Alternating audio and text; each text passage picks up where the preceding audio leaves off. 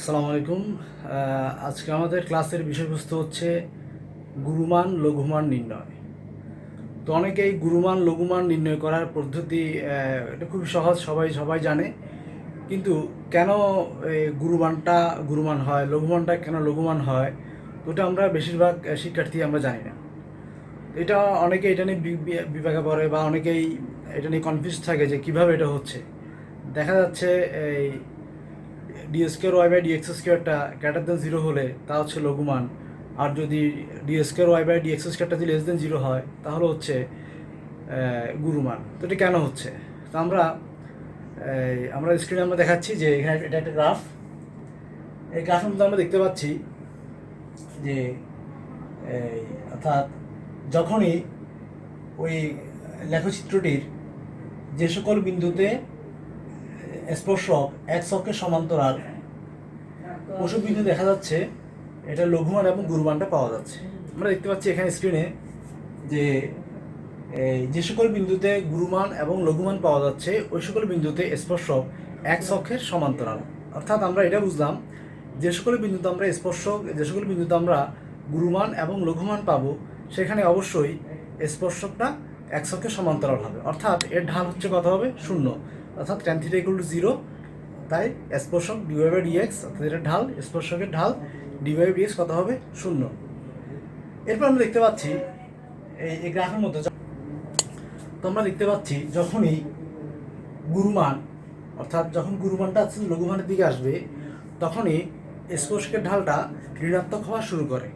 আমরা আবারও একটু বলতেছি, যখনই গুরুমানটা অর্থাৎ গুরুমানটা মানটা কমা শুরু করে, গুরুমান থেকে লঘুমানের দিকে আসা শুরু করে, তখনই কি হচ্ছে? স্পর্শকের ঢালটা ঋণাত্মক হওয়া শুরু করছে।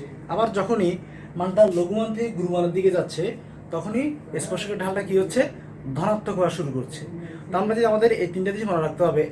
এক, যখনই যে বিন্দুতে গুরুমান এবং লঘুমান পাওয়া যাবে ওই বিন্দুতে স্পর্শক এক অক্ষের সমান্তরাল, অর্থাৎ তার ঢালটা হবে 0। তো আমরা ওই বিন্দুটা আমরা কীভাবে বের করবো? আমরা ডিওয়াই বাই ডিএক্স 0 ধরে আমরা খুব সহজেই বিন্দুটা ওখানে অর্থাৎ ওই বিন্দুর ভুজটা আমরা বের করে ফেলতে পারবো। এরপর আমরা দেখতে পাচ্ছি কি, যখনই গুরুমান পাওয়া যাবে, যে বিন্দুতে গুরুমান তৈরি হবে ওই বিন্দু হতে দেখা যাচ্ছে কি স্পর্শক ঋণাত্মক হওয়া শুরু করেছে।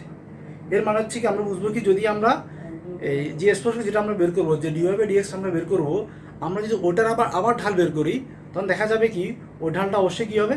ঋণাত্মক হবে। আমরা আবার বলছি, আমরা প্রথমে ঢাল বের করব, আমাদের যে ফাংশন দেওয়া আছে ওই ফাংশনটার ঢাল আমরা বের করব, বা ডিওয়াই বাই ডিএক্সটা আমরা বের করব। অর্থাৎ ওইটা হচ্ছে কি, প্রত্যেকটা বিন্দুতে ডিওয়াই বাই ডিএক্স দিয়ে ওই ফাংশনের আমরা ঢালটা আমরা বের করে ফেলতে পারবো। যদি আমরা ওই ডিওয়াই বাই ডিএক্সে আবারও আমরা অন্তরীকরণ করি তাহলে আমরা কী পাবো? ওই যে আমরা স্পর্শক যেটা পেলাম ওই স্পর্শকে আবার স্পর্শক পাওয়া যাবে। আমরা আবার বলছি, প্রথমবার আমরা ডিওয়াই বাই ডিএক্স বের করে কী পাবো? এমন আরেকটা ফাংশন পাবো যে ফাংশনটা নির্দেশ করবে কি এফ অফ এক্স এর ঢালের ফাংশন নির্দেশ করবে। আমরা যদি পরবর্তী ডিওয়াই বাই ডিএক্স এই ফাংশনটাকে যদি আমরা আবার অন্তরীকরণ করি তাহলে আমরা আরেকটা ঢাল পাবো, তা হচ্ছে কি ডিওয়াই বাই ডিএক্স ফাংশনের ঢাল।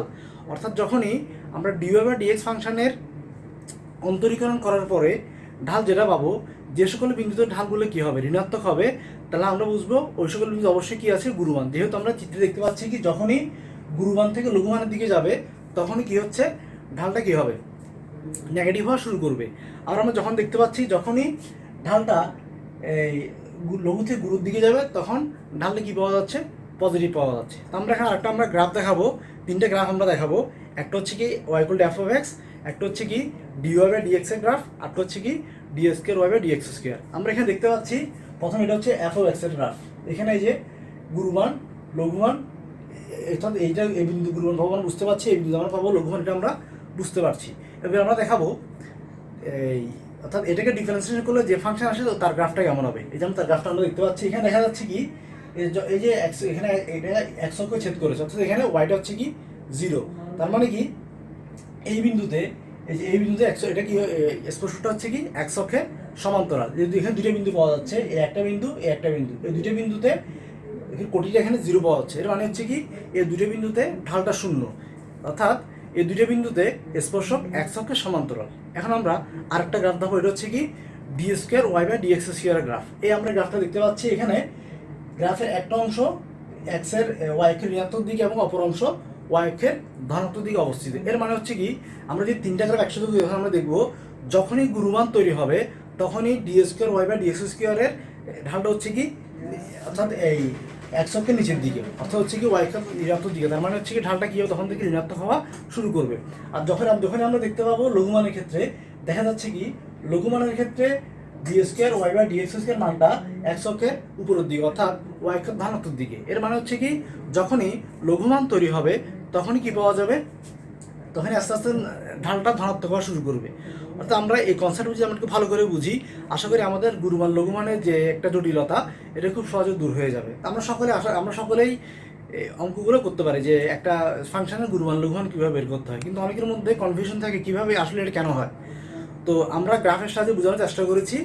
তো আমাদের ভিডিওটা আরও যদি কারো বুঝতে কষ্ট হয় 2-3 বার দেখবে, আর যদি বুঝতে কষ্ট হয় আমাদেরকে মেল করতে পারো, আমাদেরকে কমেন্ট আকারে জানাতে পারো। ইনশাল্লাহ আমি চেষ্টা করবো তোমাদেরকে এগুলো আরও ক্লিয়ারলি জানানোর জন্য।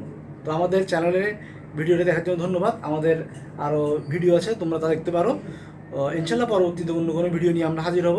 আজকের জন্য এতটুকুই, ধন্যবাদ।